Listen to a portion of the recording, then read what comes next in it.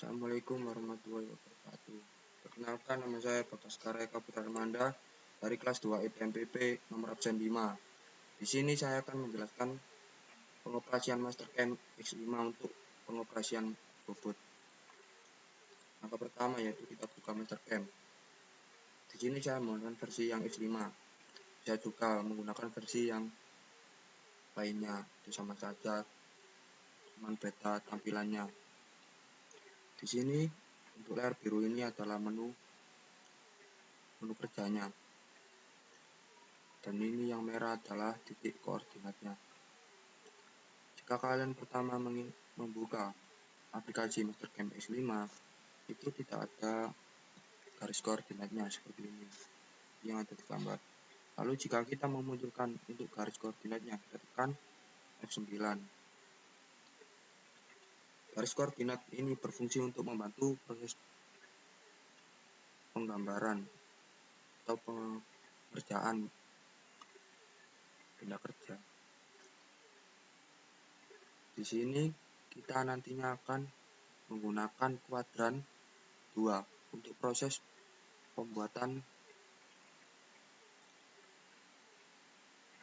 pengoperasian atau proses pembuatan benda kerjanya di sini.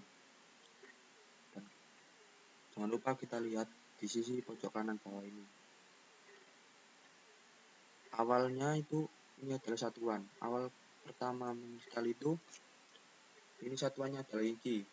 Dan di sini saya sudah merubahnya menjadi metrik. Untuk proses mengubahnya, di sini kita masuk di toolbar yang atas setting, kita masuk di configuration. Kita lihat di current ini, kita klik kiri. Ini ada dua. Yang pertama adalah yang English ini itu adalah inci, dan yang kedua adalah metrik.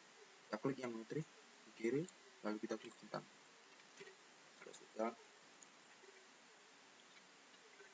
kita akan melakukan proses pembubutan, yaitu kita akan memilih tipe mesinnya. Kita pilih di toolbar mesin type, kita pilih yang LED. Untuk proses pembubutan, kita pilih default. Dan di operation manager ini sudah keluar mesin group seperti LED group. Ini berarti menandakan sudah memilih mesin LED ini. Langkah selanjutnya adalah kita buka benda kerjanya. Di sini benda kerja yang saya buat contohnya seperti ini. Panjang benda kerja 140 dengan diameter 60. Jadi untuk proses pengerjaan atau penggambaran di Mastercam ini tidak sepenuhnya digambar utuh, tetapi digambar setengah bagian dari benda kerjanya. Jadi di daerah atas ini untuk proses penggambarannya. Dan kita awali dari muka depan ini, itu kita taruh di koordinat sini. Jadi ini adalah titik nolnya untuk pusat ini. Jadi langkah pertama yaitu kita gambar ini mukanya. Ini kan M20, berarti lebar dari ini adalah 20 mili. Kita akan menggambarnya setengah dari benda kerja ini. Jadi 20 bagi 2 itu 10 mili. Tergambar di sini. Kita klik di create line endpoint untuk menggambar garis, kita klik kiri. Kita klik di tengah ini untuk garis pusatnya. Kita tulis 10 dan sudut 90 derajat karena ke atas. Kalau kita mau gambar ke arah kiri, itu sudutnya adalah 180. Dan kalau kita gambar ke bawah, itu sudutnya adalah 270. Setelah itu, kita habis membuat ini garis 10 mili, kita buat garis ini. Garis lurus ke arah kiri sepanjang 30 mili. Kita klik yang akhir ini, kita tulis 30 mili sepanjang 180. Dengan sudut 180 derajat, kita klik enter.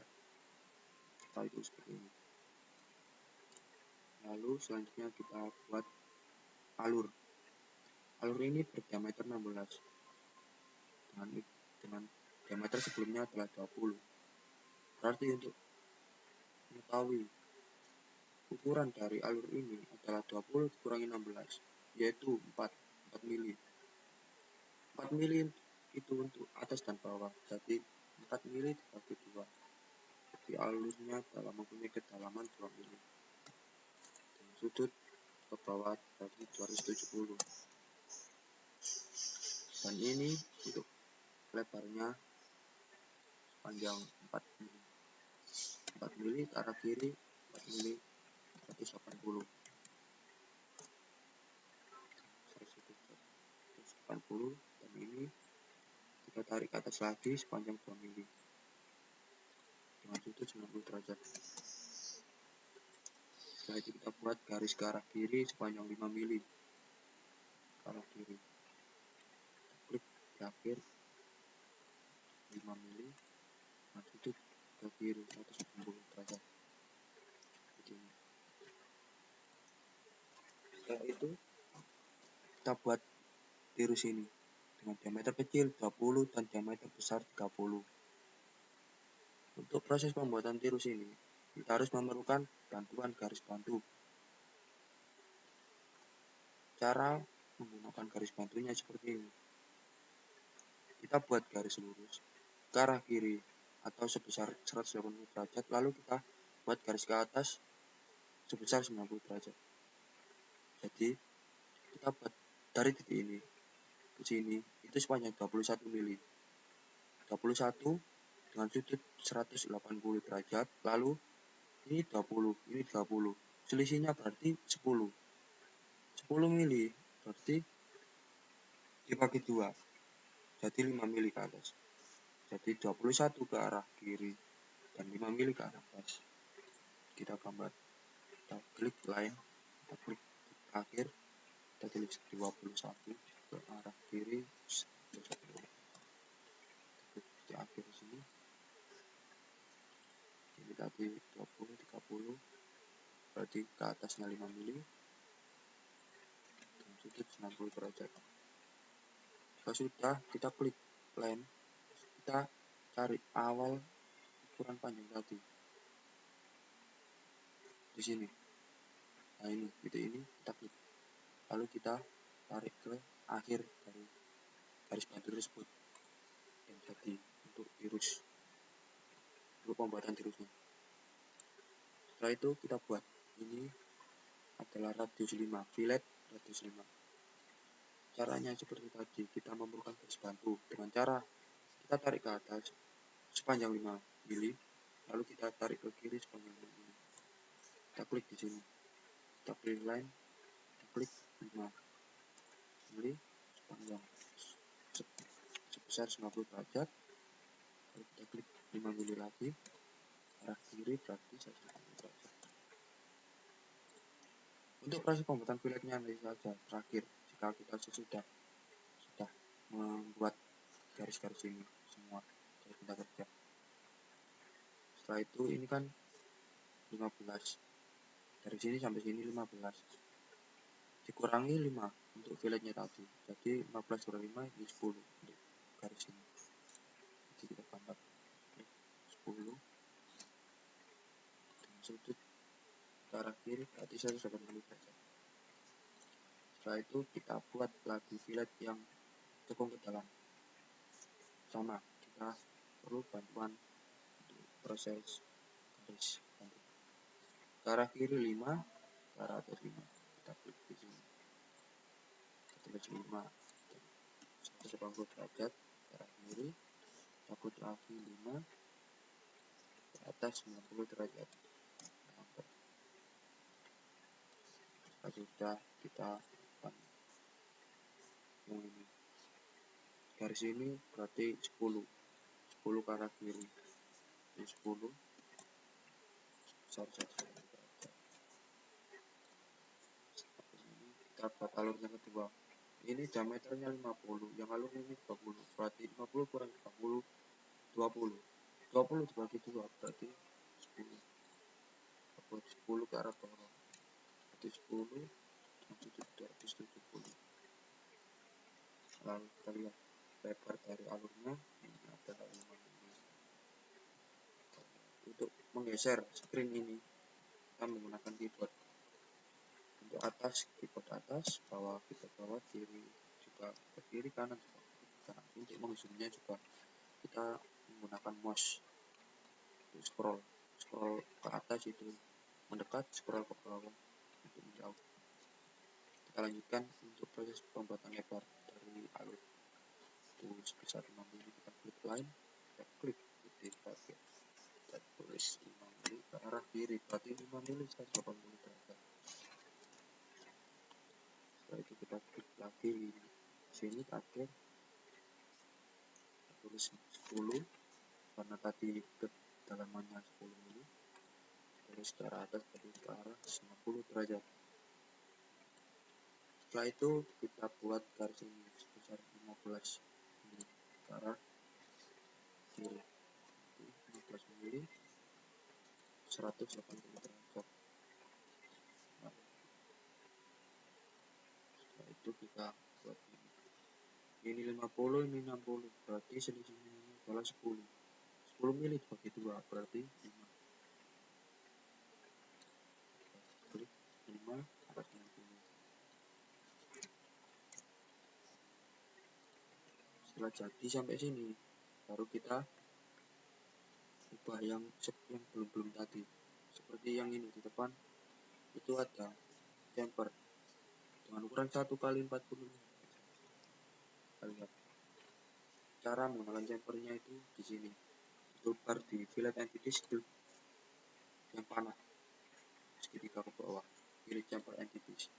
Di sini kita rubah karena tadi 1 mm, kita ubah menjadi 1. Kita klik yang garis ini, mungkin sudah selesai jumpernya. Lalu untuk yang ini garis bantunya didiamkan, diklik saja, diklik sampai garisnya menjadi putih, lalu klik delete di keyboard. Setelah itu kita buat ini fillet dengan ukuran 5 mm.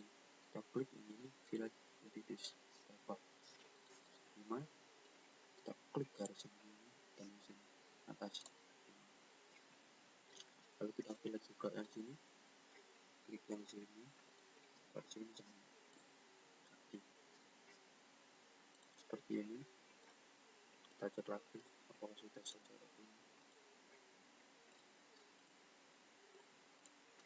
Setelah sudah, langkah selanjutnya adalah kita menyeting benda kerja, yaitu dengan cara membuka mesin brew, lalu properti, kita klik yang plus, kita klik yang stock setup. Di sini di stock setup ini memilih spindle, apakah spindle kanal atau spindle kiri. Di sini saya memilih spindle kiri. Lalu kita klik properti untuk menyettingnya. Di sini DOD ini adalah setting untuk ukuran diameter benda kerja. Di benda kerja saya ini adalah diameternya 60 mm. Kita tulis 60. Lalu untuk panjangnya ini adalah 140 dari 140. Dan untuk position along axis untuk yang Z ini adalah untuk penyetingan facing. Jadi untuk facing sini, dan facing saya menyetingnya itu 5 mm. Jadi jika menggunakan Z ini sebagai facing, maka otomatis yang panjangnya ini berarti juga ditambah sebesar facing tadi. Facingnya 5 mm, panjangnya 140, jadi 140 tambah 5, jadi 145 mm. Lalu kita klik centang hijau, dan yang bawahnya ada cap jaws.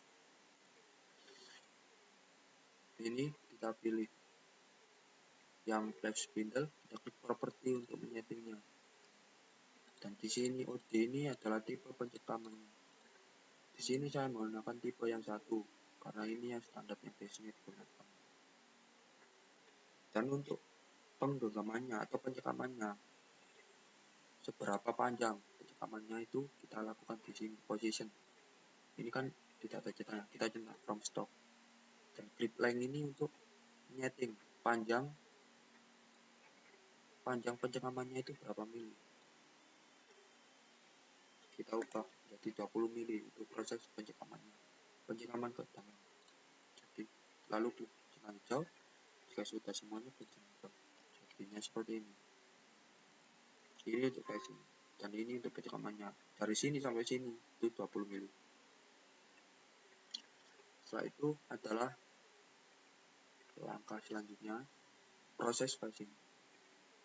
Untuk proses flashing, langkah-langkahnya yaitu kita klik toolpad, kita klik yang flashing. Lalu jika muncul seperti ini, interview engine name, kita klik yang centang hijau. Lalu kita pilih mata pahatnya yang mana. Di sini saya menggunakan T3131R08 yang right 80 derajat. Dan di sini untuk settingan bitrate kita ubah menjadi 20 mm per menit. Dan untuk spindle speednya kita ubah menjadi 275 rpm. Lalu kita klik centang hijau. Lalu seperti ini hasilnya. Ini sudah selesai untuk proses flashingnya. Setelah proses flashing, kita lakukan proses rogging atau pengesaran. Kita klik di toolpad, lalu kita klik rogging. Di sini ada C ini. Ini adalah untuk pola pemilihan dari pemakanan benda kerja ini. Jadi kita pilih yang ini, partial. Untuk pemilihannya, kita klik awal dari proses pemakanan. Dan ini akan keluar panah hijau dan merah. Jika panahnya seperti ini, terbalik, kan pemakanannya harus ke sini. Jadi ini panah ini harus terbalik dengan cara diklik yang ini, reverse. Lalu panahnya keduanya akan kembali sini. Dan kita pilih akhir dari pemakanannya, yaitu di garis ini. Kita klik. Setelah itu jadi seperti ini. Hijau untuk pengawalan dan merah untuk akhir. Lalu kita klik centang hijau. Lalu kita pilih untuk pahat pengesaran. Di sini menggunakan pahat 0101 08 right. Dan kita setting bitrate-nya menjadi 50 mm per menit dan ulang bitrate-nya 50 juga mm per menit. Spindle speed-nya kita ubah menjadi 500 rpm. Setelah semua sudah selesai, kita pindah ke rock parameter. Untuk rock parameter ini untuk settingan penyetelan proses pemakanan. Untuk depth of cut-nya ini adalah ketebalan pemakanannya. Di sini otomatis 2 mili, tapi saya akan mengubahnya untuk pemakanan 1 mili. Setelah sudah, kita klik atau centang hijau. Oke, kita tunggu dulu proses pemakanannya selesai. Jika sudah selesai, maka akan keluar garis-garis seperti ini. Jika sudah pengesaran, maka langkah selanjutnya adalah kita lakukan proses finishing. Kita klik di toolpad, lalu klik finish. Seperti tadi pada rogging sama, kita pilih yang partial. Kita klik awalnya di sini. Jika terbalik, kita klik reverse. Setelah itu kita pilih yang titik akhir. Jadi seperti ini, seperti pada rogging sebelumnya. Setelah itu kita klik centang hijau. Setelah itu kita pilih pahat untuk finishing. Untuk finishing kita menggunakan pahat yang ini, T2121 finish right derajat 35. Untuk bitrate-nya sama seperti rogging 50 mm per menit, tetapi untuk spindle speed-nya 550 rpm, lebih tinggi daripada rogging. Lalu kita centang hijau. Oke. Sudah selesai untuk proses finishingnya. Setelah proses finishing selesai, maka kita akan melakukan pekerjaan ini untuk pembuatan alur atau grooving. Kita klik di toolpad, kita klik yang groove, klik kiri. Di sini keluar grooving definition untuk penyeleksian benda kerja ini. Perseleksian pemakanan. Di sini bisa menggunakan 2 poin untuk mempermudah penyeleksiannya. Lalu kita klik centang hijau, kita klik yang sini pojok atas, lalu kita klik, kita tarik ke bawah. Nah, seperti ini. Kita klik yang pojok ke bawah, pojok bawah kiri, kita klik kiri. Selesai, kita klik enter. Jika sudah selesai, kita memilih pahat. Di sini saya memilih pahat T4141. Dan di sini kita akan setting bitrate-nya menjadi 60, finishing bitrate 50, dan milimeter per menit. Lalu untuk spindle speed-nya 500 rpm, sama finishing juga rpm. Untuk grooving shape kita ada yang diubah, groove parameter, groove finish parameter juga tidak ada. Lalu kita klik OK. Seperti ini prosesnya selesai. Lalu kita ulang lagi untuk alur yang kedua yang ada di depan. Kita klik toolpad lagi, grooving sama 2 poin. Oke. Kita klik di pojok atas, terus pojok bawah, klik, lalu kita enter. Sama pahatnya T4141 untuk bitrate-nya 50 mm per menit, spindle speed-nya 500 rpm, finishing spindle speed rpm 500. Sudah tidak ada yang diubah, lalu kita klik centang hijau. Oke. Sudah selesai proses pembuatan alur. Langkah selanjutnya kita akan membuat ini, pembuatan ulir atau threading. Di sini bisa diklik toolpad, lalu kita klik yang thread di kiri. Sama seperti sebelumnya, kita memilih pahat. Jadi di sini saya memilih yang 949. Iya, 949. Yang small, ukuran small. Yang pahat kanan. Oke. Thread-nya sebenarnya ini tidak usah diubah karena sudah sesuai mesin. Kita lihat di thread shape parameter untuk lead. Di sini kita lihat benda kerjanya terlebih dahulu. Di sini ulirnya adalah M20x175. Lead ini adalah ini 1,75. Kita isikan. Untuk pitch-nya 1,75 mm per thread. Setelah itu kita lihat major diameter itu diameter luarnya. Ini berapa? Kita lihat di sini.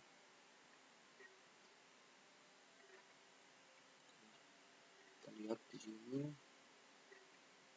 30 M20 ditulis. Ini untuk leadnya 1,75 menekan titik. Untuk mayornya 20.